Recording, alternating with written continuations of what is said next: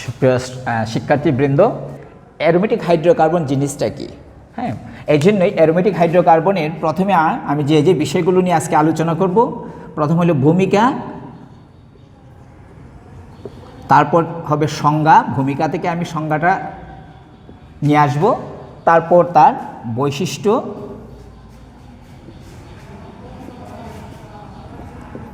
তারপর তার প্রস্তুতি।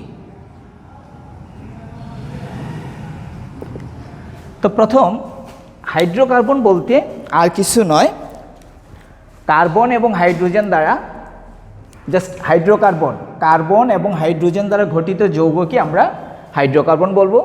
তাহলে প্রশ্ন হলো, অ্যারোমেটিক হাইড্রোকার্বন জিনিসটা কি? জৈব রসায়নের প্রাথমিক অবস্থায় অ্যারোমেটিক হাইড্রোকার্বন বলতে সুগন্ধযুক্ত যে কোনো যৌগ থেকে, যেগুলো থেকে আমরা সুগন্ধি পাচ্ছি বা সুগন্ধ পাচ্ছি, সুগন্ধযুক্ত যৌগকে তারা কি বলছে? Aromatic hydrocarbon. গ্রিক ভাষায় অ্যারোমা শব্দের অর্থ সুগন্ধ, অর্থাৎ যে সকল যৌগ থেকে আমরা সুগন্ধি পাবো বা সুগন্ধ পাবো সেগুলোকে আমরা অ্যারোমেটিক হাইড্রোকার্বন বলবো। কিন্তু জ্ঞান বিজ্ঞানের আমাদের যখনই তার আলোচনা আরও সুদূর প্রসারী হলো, তখন দেখা যাচ্ছে শুধু সুগন্ধ যৌগকে আমরা অ্যারোমেটিক বলবো না, এমনও অ্যারোমেটিক যৌগ আছে যেগুলো খুবই সুগন্ধবিহীন অথবা দুর্গন্ধযুক্ত বা উৎকট গন্ধযুক্ত, যেমন আমি অ্যামিন যৌগের কথা বলতে পারি। তাইলে এখানে আসলো যে অ্যারোমেটিক হাইড্রোকার্বন কাকে বলে।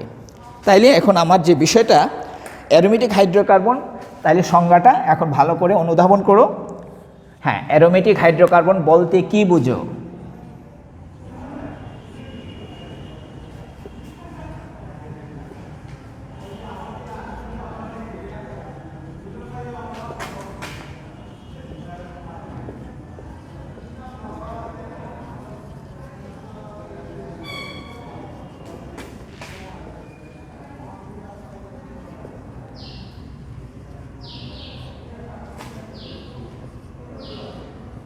যাকে আমরা জ্ঞানমূলক প্রশ্ন হিসেবে আখ্যায়িত করতে পারি।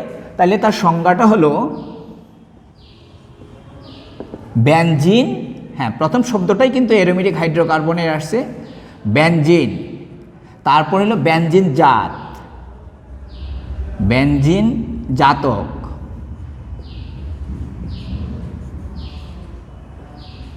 তারপর বিশেষ ধরনের অসম্পৃক্ততা,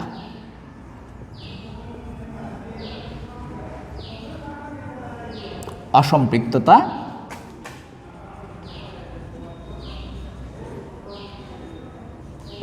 তারপর হাকেল নিয়ম অনুযায়ী 4n+2 সংখ্যক পাই ইলেকট্রন, পাই সঞ্চরণশীল ইলেকট্রন,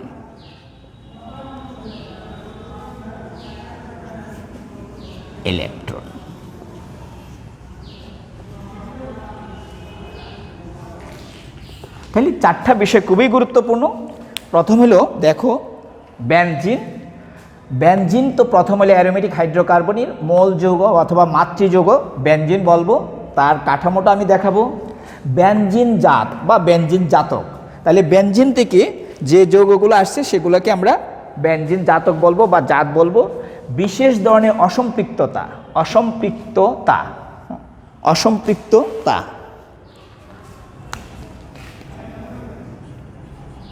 অসম্পৃক্ততা পড়ে আসছে, যেটা হাকেল নিয়ম অনুযায়ী, হাকেল নিয়ম অনুসারে যে সকল যৌগে 4n+2 সংখ্যক পাই সঞ্চরণশীল ইলেকট্রন বলয়াকার যৌগে বিদ্যমান থাকবে, বা অবশ্যই যৌগটা চাক্রিক অথবা সাইক্লো হতে হবে অথবা বলয়যুক্ত হতে হবে, সেই সকল যৌগকে আমরা অ্যারোমেটিক হাইড্রোকার্বন বলবো। অথবা আমরা বলতে পারি এই যে কিছু বিষয়, বিশেষ ধরনের অসম্পৃক্ততা অথবা 4n+2 সংখ্যক পাই ইলেকট্রন, এই বৈশিষ্ট্যগুলা যে সকল যৌগের মধ্যে থাকবে সেগুলোকে আমরা অ্যারোমেটিক হাইড্রোকার্বন বলবো অথবা অ্যারোমেটিক বৈশিষ্ট্য বা অ্যারোমিস্ট্রিসিটি বলবো। তাইলে এখন যে প্রশ্নটা দাঁড়াচ্ছে বেনজিন, তাহলে বেনজিনের সংকেত জিনিসটা কি, বা প্রথম হলো বেনজিনের কাঠামোটা কি হবে সেই জিনিসটা অবশ্যই খেয়াল রাখতে হবে।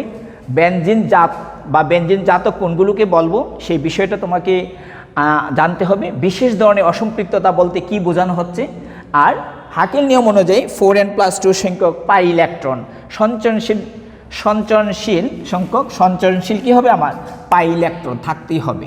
এইগুলো যে সকল যৌগের বা বলয় যৌগে থাকবে বা ব্যঞ্জনযুক্ত কোনো যৌগে থাকবে সেগুলোকেই বলবো আমরা অ্যারোমেটিক যৌগ। তাহলে দেখা যাচ্ছে যে আগে যে বেনজিনের যে আবিধানিক অর্থ ছিল যে সুগন্ধযুক্ত যৌগকে আমরা অ্যারোমেটিক হাইড্রোকার্বন বলবো, এখন কিন্তু সেখান থেকে তা আবিধানিক অর্থ থেকে সে চলে যাচ্ছে। তার মানে আমাদের আবিধানিক অর্থ থেকে বেনজিনের যে বিষয়টা সুগন্ধযুক্ত যৌগকে আমরা অ্যারোমেটিক হাইড্রোকার্বন বলবো, সেখান থেকে কিন্তু একটা বিষয় চলে আসছে। এই যে বৈশিষ্ট্যগুলো বিশেষ করে বেনজিন জাত, বিশেষ ধরনের অসম্পৃক্ততা, 4n+2 সংখ্যক পাই ইলেকট্রন যে সকল বলয়াকার বা সাইক্লিক যৌগে বিদ্যমান থাকবে তাদেরকে আমরা অ্যারোমেটিক হাইড্রোকার্বন বলবো।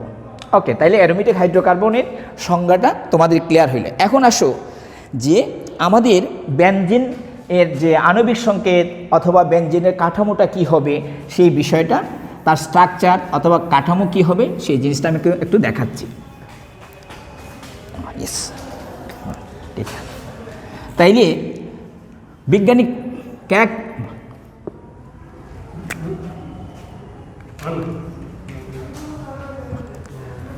বেনজিনের যে স্ট্রাকচার তোমরা এসএসসি তো দেখছো, আমি একটু দেখাচ্ছি যে আমি এইভাবে প্রথমে নিয়ে যাচ্ছি। বেনজিনের আণবিক সংকেত C6H6, অর্থাৎ 6টা কার্বন থাকবে, সেটা বলয়াকার থাকবে এবং সমতলীয় হবে। তার মানে 6টা কার্বন আমি আগে প্রথমে লিখলাম এবং সেখানে তোমার একান্তর দ্বিবন্ধন হবে, সেই যৌগটা হবে একান্তর দ্বিবন্ধন এবং বাকি হাতগুলো তার হাইড্রোজেন দ্বারা সম্পৃক্ত হবে। তাইলে তার গাঠনিক সংকেত যে বিষয়টা দাঁড়াচ্ছে, এই কাঠামোটা হলো ক্যাকুল নামে এক বিজ্ঞানী সর্বপ্রথম ওটা কাঠামোটা প্রস্তাবনা করেন। তাহলে এটি হলো বেনজিন কাঠামো বা বেনজিনের সংকেত। হ্যাঁ, ওটা এইভাবে হয় অথবা আমরা এটাকে এইভাবে লিখতে পারি।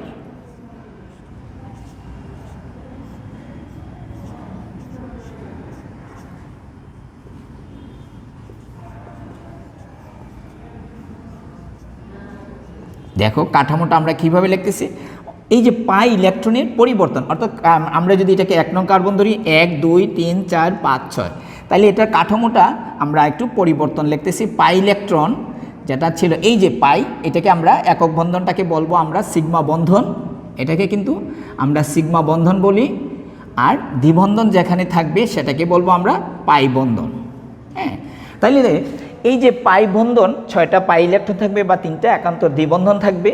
এই পাই ইলেকট্রনের সঞ্চয়শীল অর্থাৎ স্থানান্তরের ফলে যে আরেকটা কাঠামো, মূল কাঠামো ঠিক রেখে যে আরেকটা কাঠামো পাচ্ছি সেটাকেই বলবো তার রেজোনেন্স, এবং ওভারঅল তার গঠনটা যেটা আমরা লিখতে পারি এই হলো বেনজিন কাঠামো। তাইলে এইভাবে হতে পারে কাঠামো, বা এটাকে যদি আমি 1 2 এটা পরিবর্তন হয়ে একটা সার্বিকভাবে আমরা বেনজিনের কাঠামো পাইলাম। এখন প্রশ্ন হলো এই বেনজিনটা 6 কার্বন বিশিষ্ট, সেখানে কি আছে 6টা পাই ইলেকট্রন আছে সমতুল্য, আমাদের যেটা সমতল, এবং 6টা বুজ আছে। এই ধরনের যৌগ যে সকল আমরা বলয় আকারে বা কোনো জৈব যৌগে উপস্থিত থাকবে সেগুলোকে বলবো আমরা অ্যারোমেটিক হাইড্রোকার্বন। প্রশ্ন হলো এই অ্যারোমেটিক হাইড্রোকার্বন থেকে যে জিনিসটা আসতেছে তা হলো যে বেনজিন থেকে জাত বা বেনজিনের জাতক, অর্থাৎ বেনজিন থেকে উৎপন্ন হবে। তো বেনজিন থেকে যদি আমাদের উৎপন্ন হয় সেটা এই যে একটা আমরা সচরাচর যে যৌগগুলোকে আমরা দেখতে পাই, আগে ছিল বেনজিন, এই বেনজিনের একটা হাইড্রোজেনের পরিবর্তে একটা মিথাইল মূলক আসছে, এটার নাম হইল টলোইড। এই যৌগটার নাম টলোইড, অথবা এটা আরেকটা নাম methyl benzene, methyl benzene. Same আরও আছে, যেমন আমরা ফেনলের কথা বলতে পারি, এটার নাম ফেনল বা কার্বলিক অ্যাসিড, কার্বলিক অ্যাসিড যেটা সাপের একটা মানে সাপ কোনো জায়গায় থাকলে কার্বলিক যখন গন্ধ পাবে সে আর ওই জায়গায় থাকবে না। তার মানে প্রত্যেকটা অ্যারোমেটিক আমাদের যে সচরাচর যে যৌগগুলো আমাদের চারপাশে যেগুলো আমরা দেখি, যেমন অ্যাসে মানে আমরা যে বেনজিনের কথা বলছি সেটা অবশ্যই সুমিষ্ট গন্ধযুক্ত একটা যৌগ। তারপর টলুইন অথবা কার্বলিক অ্যাসিড সুন্দর গন্ধযুক্ত একটা যৌগ। যেমন আমাদের চারপাশে বা আমরা ব্যবহার করি ন্যাপথালিন, ন্যাপথালিনের স্ট্রাকচারটা আমি একটু দেখিয়ে দিচ্ছি। হ্যাঁ, দুইটা কী থাকবে, বেনজিন চক্র থাকবে, সেটাকে বলবো আমরা ন্যাপথালিন, ন্যাপথালিন। হ্যাঁ, তো এই যে এটা আমাদের দুইটা বেনজিন চক্র একত্রে যুক্ত আছে। তো বেনজিন থেকে যে জাত টলুইন, ফেনল অথবা কার্বলিক অ্যাসিড অথবা আমরা এটাকে বেনজোইক অ্যাসিড বলতে পারি, আরেকটা নাম যেটা সচরাচর আমরা খুবই পরিচিত ন্যাপথালিন, এই যৌগগুলোকেই বলবো আমরা অ্যারোমেটিক হাইড্রোকার্বন। তাইলে বিষয়টা হয়েছে বেনজিন থেকে উদ্ভূত জাত বা বেনজিন থেকে উৎপন্ন যে যৌগগুলো সেগুলোকে আমরা অ্যারোমেটিক হাইড্রোকার্বন বলবো। আরেকটা বিষয় লক্ষণীয়, বিশেষ ধরনের অসম্পৃক্ততা বা বেনজিনের যে অসম্পৃক্ততা, তাহলে এই বিষয়টা কি একটু খেয়াল করো। তো বিশেষ ধরনের অসম্পৃক্ততা বলতে সেখানে এই যুগটুকু বোঝানো হচ্ছে, আমি যদি বেনজিনের স্ট্রাকচারটা দিই বা বেনজিনের কাঠামোটা দিই, এই একটা বেনজিন, এটাও কিন্তু একটা অসম্পৃক্ত যৌগ, অসম্পৃক্ত যৌগ। হ্যাঁ, বেনজিন। প্রথম প্রশ্ন হলো আমার যে পরে যে বিষয়টা ছিল একটা বিষয়, বিশেষ ধরনের বা বিশেষ অসম্পৃক্ত যৌগ বিশিষ্ট, বিশেষ অসম্পৃক্ত যৌগ যেমন কী ধরনের, তাহলে বিশেষ অসম্পৃক্ততা কি আছে এটার মধ্যে? তো আমরা ইথিলিনের কথা বলতে পারি, ইথিলিন অথবা এটার নাম হলো ইথিলিন, অথবা আমরা বলবো অ্যাসিটিলিন অথবা ইথাইন। ইথাইন, তো এখানে ইথাইন সেটা অ্যালিফেটিক অসম্পৃক্ত যৌগ, এটা অ্যালিফেটিক অসম্পৃক্ত যৌগ,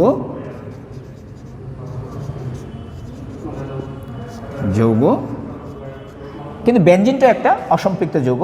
তাহলে এই অ্যারোমেটিক বিশেষ দশা অসম্পৃক্ততা অথবা আমরা অ্যালিফেটিক অসম্পৃক্ততার মধ্যে তাদের এই দুইটার মধ্যে পার্থক্যটা কি? পার্থক্য হলো, দেখো যে এই বেনজিন আমরা যদি বিভিন্ন ধরনের যেগুলো আমাদের খুবই পরিচিত, ক্ষারীয় potassium permanganate KMnO4 KOH, just ক্ষারীয় পটাশিয়াম পারম্যাঙ্গানেট। আবার আরেকটা আছে ব্রোমিন দ্রবণ পরীক্ষা, আরেকটা আমি দেখাচ্ছি H2OH+। হ্যাঁ, তাহলে এই বিষয়গুলো দেখো, যেমন এই ইথিলিন ক্ষারীয় পটাশিয়াম পারম্যাঙ্গানেটের সাথে সে জারিত হবে, বাট এই বেনজিন পটাশিয়াম কখনো কি হবে না, জারিত হবে না, জারিত হবে না। অথবা আমরা ক্রস দিয়ে বলতে পারি এই ব্রোমিন বা কার্বন টেট্রাক্লোরাইড, যেটা কার্বন টেট্রাক্লোরাইডের দ্রবণের উপস্থিতিতে বা দ্রাবকের উপস্থিতিতে ব্রোমিন বেনজিনের সাথে সে অসম্পৃক্ততার পরীক্ষা দেখায় না, অসম্পৃক্ততার পরীক্ষা দেয় না বা সংযোজন হয় না, এটা বিক্রিয়া করে না বা সংযুক্ত হয় না, বিক্রিয়া হয় না, যেটাকে আমরা, তাইলে এই যে বেনজিনে পাই বন্ধন থাকার ফলেও এটাকে আমরা কি বলবো, পাই বন্ধন, বা পাই বন্ধন থাকলে কোনো যৌগে পাই বন্ধন বা পাই ইলেকট্রন থাকলে সেগুলোকে বলবো আমরা অসম্পৃক্ত যৌগ। এই বেনজিন ক্ষারীয় পটাশিয়াম পারম্যাঙ্গানেট দ্বারা কখনো জারিত হবে না, বাট এই ইথিলিন ক্ষারীয় পটাশিয়াম পারম্যাঙ্গানেটের সাথে বিক্রিয়া করে ইথিলিন গ্লাইকল উৎপন্ন হয়।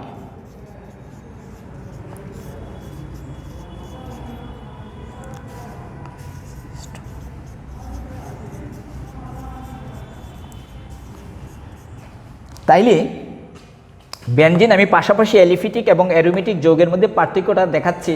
বেনজিনে অসম্পৃক্ত অর্থাৎ পাইবন্ধন থাকার ফলেও সেখানে ক্ষারীয় পটাশিয়াম পারম্যাঙ্গানেটের সাথে সে জারিত হবে না বা বিক্রিয়া দিবে না।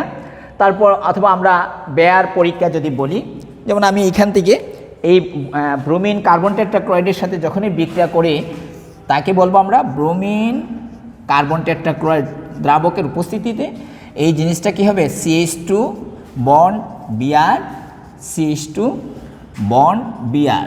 তার মানে দেখা যাচ্ছে ইথিলিন কার্বন টেট্রাক্লোরাইডের দ্রাবকের উপস্থিতিতে ব্রোমিনের সাথে বিক্রিয়া করে সংযোজন বিক্রিয়ার মাধ্যমে 1,2-ডাইব্রোমো ইথেন উৎপন্ন করে, 1,2-ডাইব্রোমো ইথেন উৎপন্ন করে ইথেন। বাট আমাদের এই যে কার্বন টেট্রাক্লোরাইড যেটাকে আমরা বেয়ার পরীক্ষা বলবো, বেয়ার পরীক্ষা, তার সাথে এই ব্রোমিন আমাদের কি বেনজিন কিন্তু বিক্রিয়া দিচ্ছে না, অথবা আমরা সংযোজন বিক্রিয়া দেয় না, সেটাকে আমরা বলবো সংযোজন বিক্রিয়া দিবে না। এই হলো আমাদের যে অ্যারোমেটিক হাইড্রোকার্বনের সেই বিষয়টা। দেখা যাচ্ছে যে এখানে বিশেষ অসম্পৃক্ত বা বিশেষ ধরনের অসম্পৃক্ত যৌগ, এখান থেকে আমরা বলতে পারি কি কি কারণে বেনজিন আমার পাই বন্ধন উপস্থিত থাকা সত্ত্বেও কার্বন ক্ষারীয় পটাশিয়াম পারমাণুর সাথে বিক্রিয়া করবে না, অথবা কার্বন টেট্রাক্লোরাইডের দ্রাবক আছে ব্রোমিন সংযোজন বিক্রিয়া দেয় না, অথবা অ্যাসিডের উপস্থিতিতে পানির সাথে কখনো বিক্রিয়া দেবে না। এটাকে বলবো আমরা বিশেষ ধরনের অসম্পৃক্ততা। তাইলে এই বৈশিষ্ট্য যদি কোনো আমাদের বলয়াকার অথবা চাকরির যৌগে উপস্থিত থাকে, যেগুলো অ্যালিফিটিকের অসম্পৃক্ত যৌগ থেকে ভিন্ন ধরনের আচরণ করে, তাদেরকেই বলবো আমরা অ্যারোমেটিক হাইড্রোকার্বন। তাহলে দেখো তাদের যে সংজ্ঞাটা ছিল যে বেনজিনের জাত অথবা বিশেষ ধরনের অসম্পৃক্ততা যৌগ বা অসম্পৃক্ত যৌগ কি কি কারণে আমাদের পাই বন্ধন থাকা সত্ত্বেও সেখানে কিন্তু স্বাভাবিক যে বিক্রিয়াগুলো যেগুলো অ্যালিফিটিক অসম্পৃক্ত যৌগ বিক্রিয়া করছে, বাট অ্যারোমেটিক হাইড্রোকার্বন অথবা বেনজিন সেই বিক্রিয়া দেয় না। এটাকে তার আমরা কি বলবো বৈশিষ্ট্য বলবো। তারপরেরটা আসো, এই যে আধুনিকভাবে আমরা যেটা বলতেছি, হ্যাঁ বেনজিন আমাদের অ্যারোমেটিক যৌগ, বাট অনেক যৌগ আছে যেটাকে আমরা যেমন আমরা বলতে পারি, পাশাপাশি লিখলাম বেনজিন, তারপর হ্যাঁ অথবা এটাকে এইভাবে লেখা যায় বেনজিন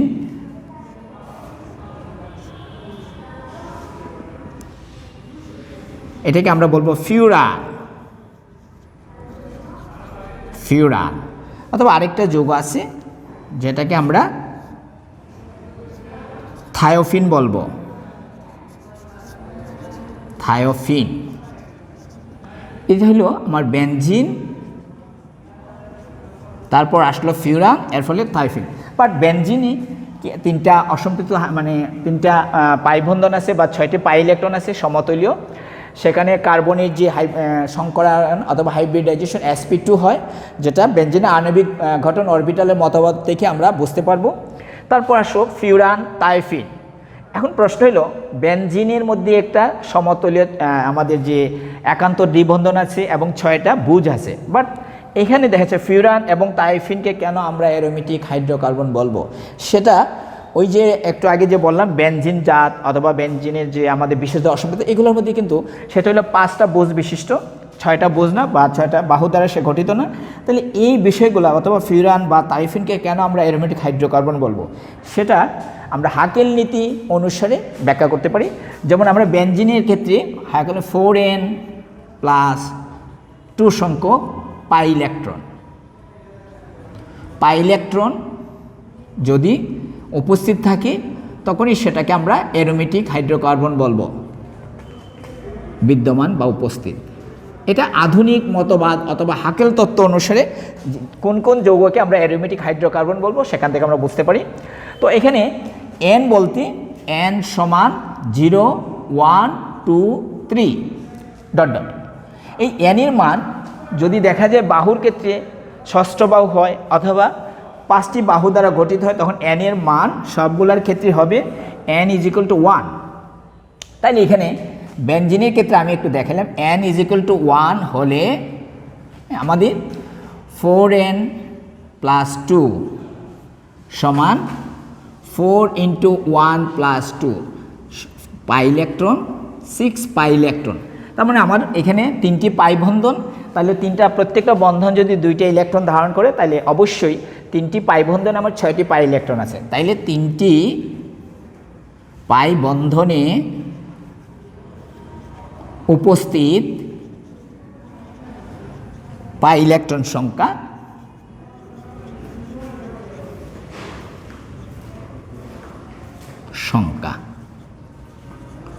সমান 6টি।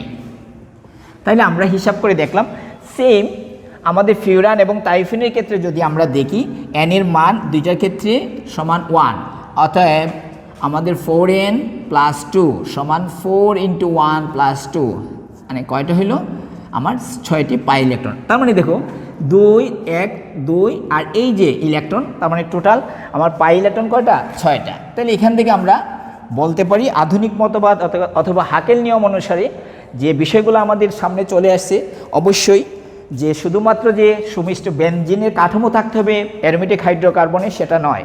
সেখান থেকে যখনই 4n + 2 সংখ্যক পাই ইলেকট্রন হিসাব করে আমরা পাবো এবং সেই নিয়মটাকে সাপোর্ট করবে অথবা সঙ্গতি প্রকাশ করবে, তখনই সেগুলোকে আমরা অ্যারোমেটিক হাইড্রোকার্বন বলবো।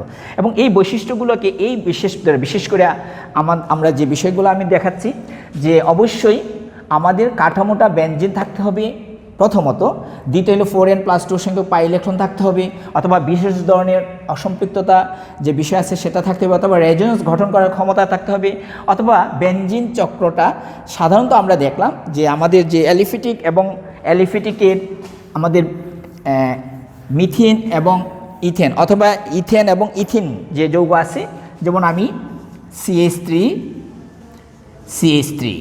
অথবা CH2 দ্বিবন্ধন CH2, এই যে বেনজিনের ক্ষেত্রে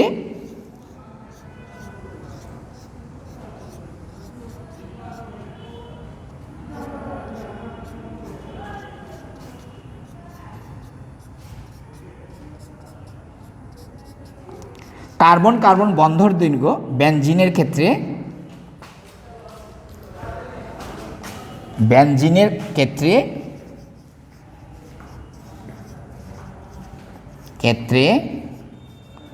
কার্বন কার্বন বন্ধন দৈর্ঘ্য সমান 0.139 ন্যানোমিটার, এটা একটা একক। বাট আমরা যদি কার্বন কার্বন একক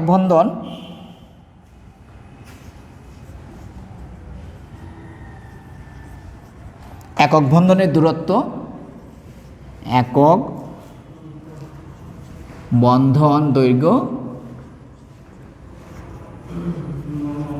সমান 0.154 ন্যানোমিটার, এটার চেয়ে আমার একক বন্ধনের চেয়ে ছোট।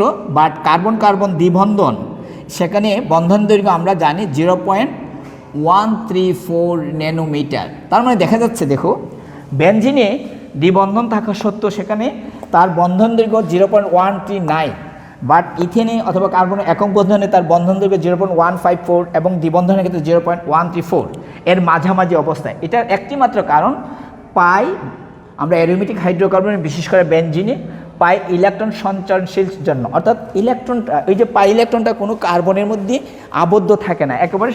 এই যে মনে করি এখানে আমরা যদি বলি এখানে পাই এবং সিগমা, এই পাই বন্ধন ইলেকট্রনটা এই দুইটি কার্বনের মধ্যে আবদ্ধ থাকবে।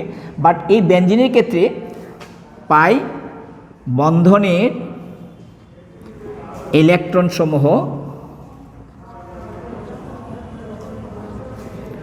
সমূহ সঞ্চরণশীল,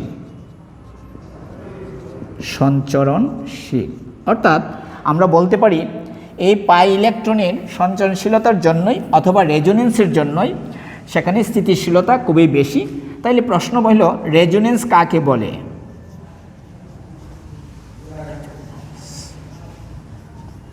রেজোনেন্স কি?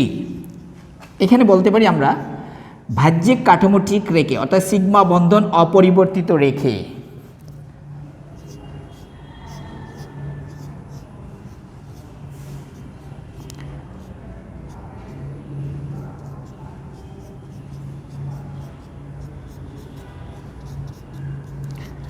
সিগমা বন্ধন অপরিবর্তিত রেখে বা অপরিবর্তন না হয়ে যদি পাই বন্ধনটি কি হয়, পরিবর্তন হয়, আগে যে পূর্বে যে অবস্থায় ছিল সেখান থেকে পরিবর্তন হয় অন্য কার্বনের সাথে সে দ্বিবন্ধন গঠন করলো। হ্যাঁ, যেমন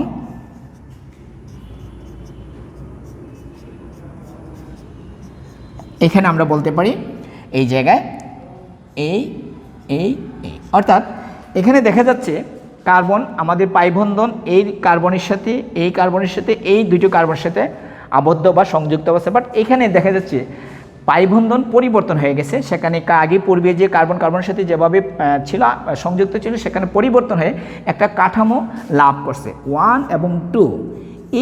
এই যে এদেরকে আমরা পরস্পরে কি বলবো, রেজোনেন্স। তাইলে বাহ্যিক কাঠামো ঠিক রেখে পাই ইলেকট্রনের পরিবর্তনের ফলে বা সঞ্চরণশীল পাই ইলেকট্রনের ফলে যে নতুন কাঠামো আমরা পাচ্ছি সেটাকেই বলবো আমরা রেজোনেন্স। এই রেজোনেন্স জনিত কারণে বেনজিনটা কী হয়, আমরা একটা বিশেষ ধরনের অসম্পৃক্ততা অথবা স্থিতিশীলতা হয়। তাইলে আমাদের যে সংজ্ঞাটা ছিল অ্যারোমেটিক হাইড্রোকার্বনের, শুধুমাত্র যে বেনজিন থাকতে হবে এমন নয়, বা বেনজিনের মতো সুগন্ধ থাকতে হবে এমন নয়। অর্থাৎ সেখানে আমি দেখলাম বেনজিন হতে হবে এক, অথবা যারাই বেনজিনের জাত বেনজিন থেকে যে উৎপন্ন হবে, অথবা 4n+2 সংখ্যক পাই ইলেকট্রন থাকবে, যে হাকেল নিয়ম যারাই মেনে চলবে আধুনিক যে মতবাদ সেটা, সেই যৌগগুলোকে বলবো আমরা অ্যারোমেটিক হাইড্রোকার্বন। এই বৈশিষ্ট্যগুলো যাদের মধ্যে থাকবে তাদেরকে বলবো আমরা অ্যারোমেটিক বৈশিষ্ট্য অথবা অ্যারোমেটিসিটি। এখন আসো প্রধান উৎস কোথায় পাওয়া যাবে। মেইন হলো বেনজিনের প্রধান উৎস যেটা আমরা বলি তা হলো অবশ্যই আমরা কোল অথবা পেট্রোলিয়াম জাত যৌগ। অর্থাৎ প্রাকৃতিক বিপর্যয়ে বায়ুস্থা যখন সেখানে কি করতেছে, উদ্ভিদ এবং প্রাণী মাটির নিচে চাপা পড়ে সেখানে কি করতেছে, প্রাকৃতিক গ্যাস অথবা পেট্রোলিয়াম, আমাদের কয়লা এবং পেট্রোলিয়াম গ্যাস তেল তৈরি করে, এগুলোকে বলবো আমরা প্রধান উৎস। এবং সেখানে আমাদের যখন কি করব, শিল্প পদ্ধতিতে সেটাকে আমরা প্রস্তুত করতে পারি। যেমন আমরা এখন আসলাম প্রস্তুতি। হ্যাঁ, প্রস্তুতির ক্ষেত্রে আমাদের যে বিষয়টা দেখতে হবে যে অবশ্যই আমরা কিভাবে কোন কোন পদ্ধতিতে আমরা প্রস্তুত করতে পারি। একটা হলো শিল্প পদ্ধতি, আর একটা হলো প্রথমটা হলো শিল্পাগার পদ্ধতি, অথবা আমরা পরীক্ষাগার পদ্ধতি।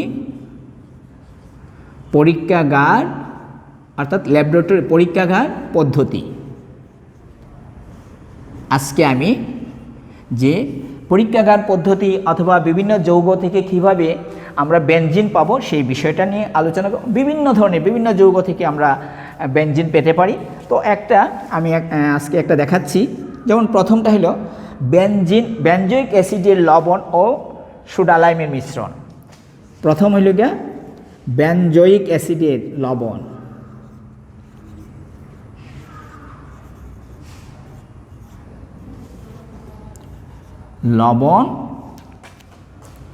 এবং সুডালাইমের মিশ্রণ।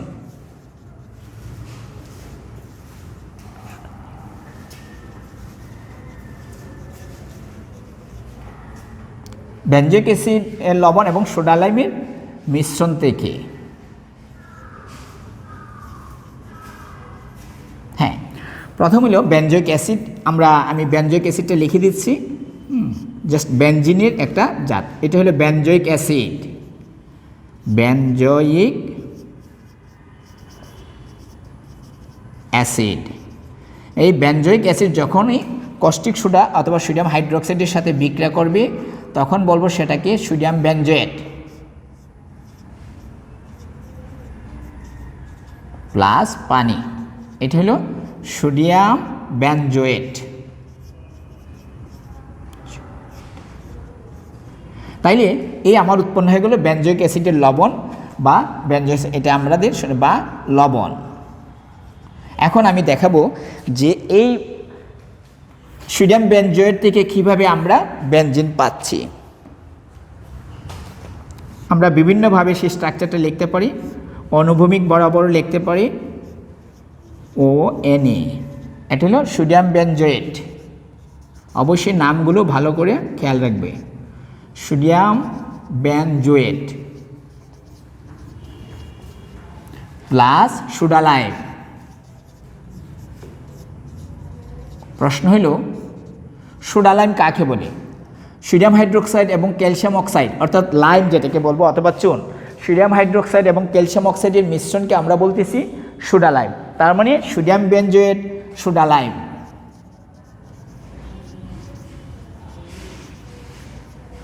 লাইমের মিশ্রণকে যখন কি করা হচ্ছে, তাপ দেওয়া হচ্ছে তখন সেখান থেকে আমরা অবশ্যই বেনজিনের বাষ্প পাচ্ছি এবং সেটাকে যখন আমরা তারপর ওই জিনিস বেনজিনের বাষ্পকে যখন আমরা একটু ঠান্ডা করব তখন আমরা কী পাবো, অবশ্যই আমরা বেনজিন পাবো। বেনজিন আমরা এইভাবে লিখতে পারি অথবা এইভাবেও লেখা যায়, কোনো সমস্যা নেই।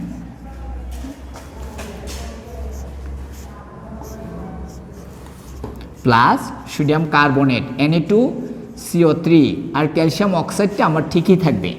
তাইলে দেখা যাচ্ছে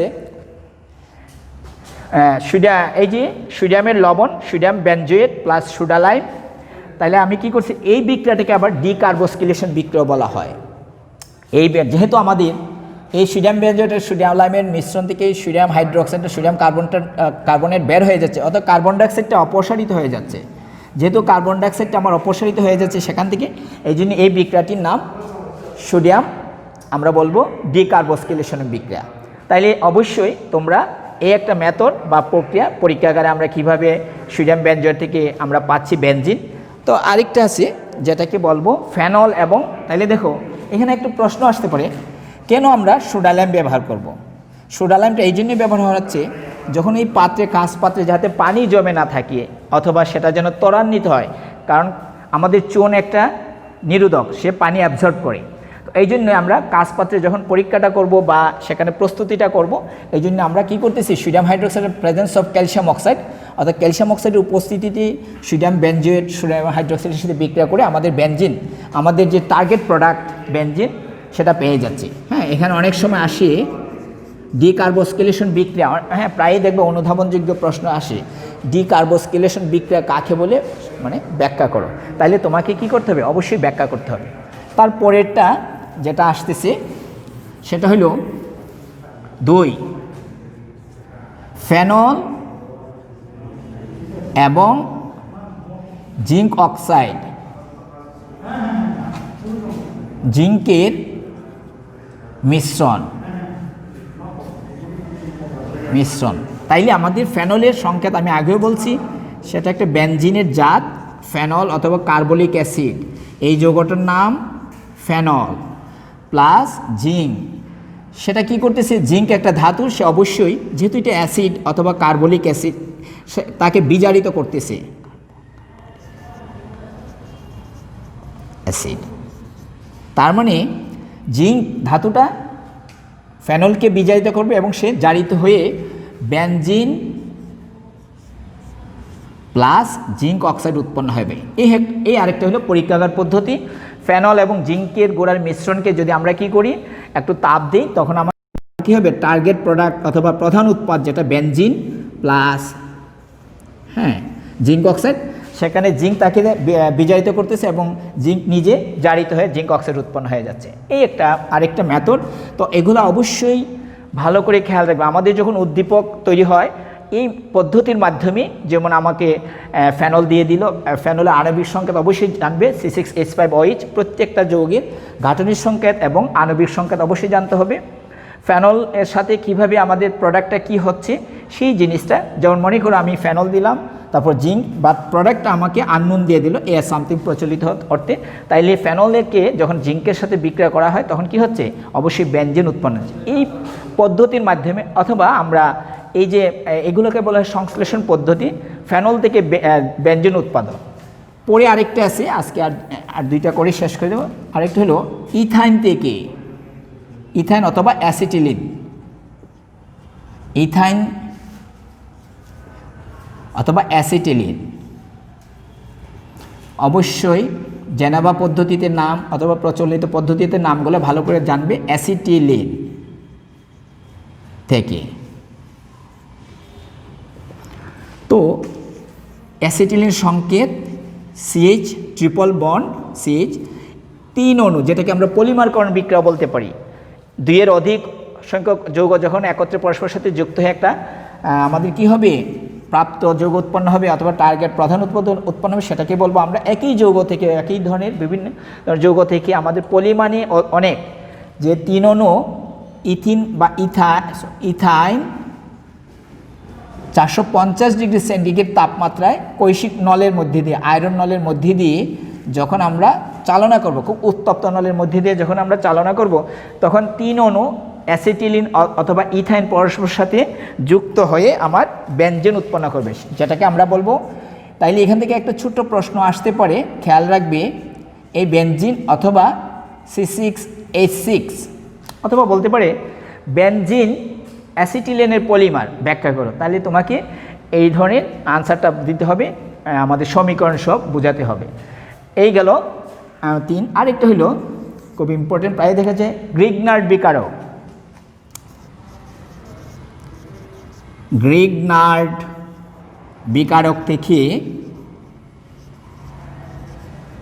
থেকে বেনজিন প্রস্তুতি বা গ্রিগনার্ড বিকারকের সাহায্যে বেনজিন প্রস্তুতি, সেটা একটা পরীক্ষাগার পদ্ধতি। হ্যাঁ, তাইলে গ্রিগনার্ড বিকারক কাকে বলে অবশ্যই আমাকে খেয়াল রাখতে হবে যে RMgX, আর হলো অ্যালকাইল মূলক, আর অথবা আমরা যেটাকে বলবি ফিনাইল, যেমন আমাদের, অথবা বলবো C6H5, হ্যাঁ, MgCl, এটার নাম হলো ফিনাইল ম্যাগনেসিয়াম ক্লোরাইড। তাইলে আমরা সরাসরি ফিনাইল ম্যাগনেসিয়াম ক্লোরাইডকে কী করব, এই যৌগটাকে বলবো আমরা গ্রিগনার্ড বিকারক C6H5 MgCl। গ্রিগনার্ড বিকারক যখন পানির সাথে সে বিক্রিয়া করবে, পানিটা কিন্তু ভাঙে H+ OH-। হ্যাঁ, আমরা সবসময় জানি যৌগ কখনোই বিক্রিয়া অংশগ্রহণ করে না, সেই যৌগটা তার স্থায়ী অবস্থা, বাট এটা ভেঙে গিয়ে আমাদের কি উৎপন্ন হচ্ছে H+ OH-। একটা হলো ইলেকট্রোফাইল আর একটা হলো নিউক্লিওফাইল। তাইলে আমাকে কি উৎপন্ন হচ্ছে, আমাদের যে টার্গেট প্রোডাক্ট, এটাকে বলবো আমরা C6H5কে বলবো আমরা ফিনাইল মূলক, জাস্ট তাইলে আমার কি উৎপন্ন হলো C6H6, আমাদের বেনজিন উৎপন্ন হয়ে গেল, প্লাস পাশাপাশি যেটাকে আমরা মাইনর প্রোডাক্ট বলবো, অথবা আমাদের MgOH-Cl, ম্যাগনেসিয়াম হাইড্রোক্সিল ক্লোরাইড। তাইলে দেখো যে গ্রিগনার্ড বিকারক একটা পপুলার বিকারক, এখান থেকে আমরা অ্যালকেন, অ্যালকিন, অ্যারোমেটিক হাইড্রোকার্বন সবগুলা প্রস্তুত করতে পারি। তো এখান থেকে আমি আজকে যে বিষয়গুলো আলোচনা করলাম, আমি তোমাদেরকে একটু সামারাইজ টানতেছি। অ্যারোমেটিক হাইড্রোকার্বন কাকে বলে, অ্যারোমেটিক হাইড্রোকার্বনের বৈশিষ্ট্য অবশ্যই খেয়াল রাখবে, অ্যারোমেটিক হাইড্রোকার্বনের উৎস, তারপর অ্যারোমেটিক হাইড্রোকার্বনের প্রস্তুতি। এই যে এখানে আমি প্রত্যেকটা প্রস্তুতি কী দিলাম, পরীক্ষাগার পদ্ধতি অথবা বিভিন্ন রাসায়নিক যৌগ থেকে তার প্রস্তুতি আলোচনা করলাম। তো এখানে আমাদের যখনই আমরা কি করব, শিল্পাগার পদ্ধতি অথবা আমরা ইন্ডাস্ট্রিয়াল মেথডে যদি এগুলোকে তৈরি করতে চাই, সেটাকে বলবো আমরা শিল্পাগার পদ্ধতি।